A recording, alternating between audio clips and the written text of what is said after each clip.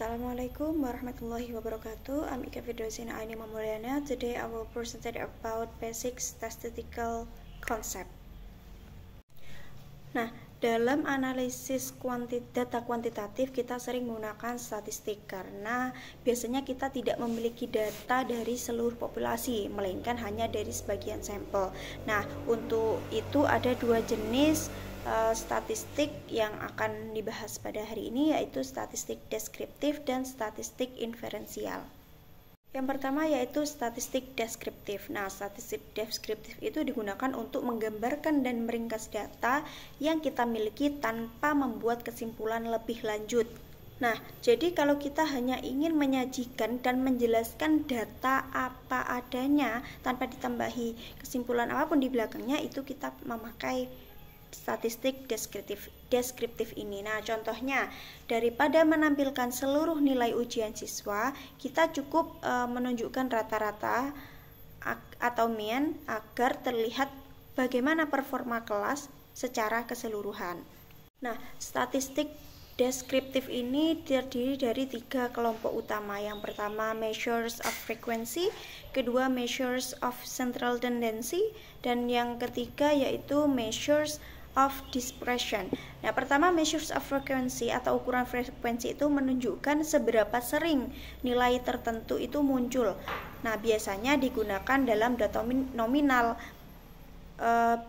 Biasanya disajikan dalam diagram batang, pie chart, histogram ataupun tabel frekuensi. Nah, yang kedua yaitu measures of central tendency atau ukuran pemusatan data. Nah, ini menunjukkan nilai tengah atau representatif dari keseluruhan data. Nah, ada 3 ukuran utama yaitu mean atau rata-rata, median nilai tengah, mode atau modus. Nah, kemudian yang ketiga yaitu measures of dispersion atau ukuran penyebaran data. Nah, ini menunjukkan seberapa jauh data tersebar dari nilai rata-rata. Nah, misalnya dua kelompok bisa memiliki rata-rata yang sama, tapi tingkat variasinya berbeda. Nah, ukuran utama penyebaran adalah standar deviasi atau standard deviation. Ada standar deviasi kecil dan juga standar deviasi besar yang datanya tersebar luas dari mean tersebut. Yang selanjutnya yaitu inferential statistic atau statistik inferensial. Nah, statistik inferensial itu digunakan ketika kita ingin menemukan hubungan antar variabel dan membuat kesimpulan atau generalisasi tentang populasi berdasarkan sampel. Nah, contohnya, apakah ada hubungan antara jam belajar dengan nilai ujian, dan juga apakah metode pengajaran baru itu berpengaruh terhadap hasil belajar siswa. Nah, untuk melakukan analisis inferensial ini, kita perlu memahami beberapa konsep.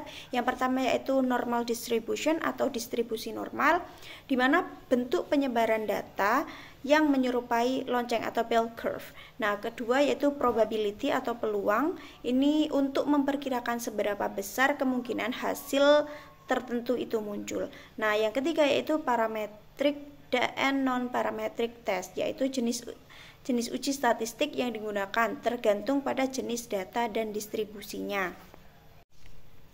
Nah, untuk parametrik sendiri itu memerlukan asumsi yaitu datar normal, interval atau continuous, independence score. Contohnya yaitu t-test, ANOVA, serta Pearson correlation.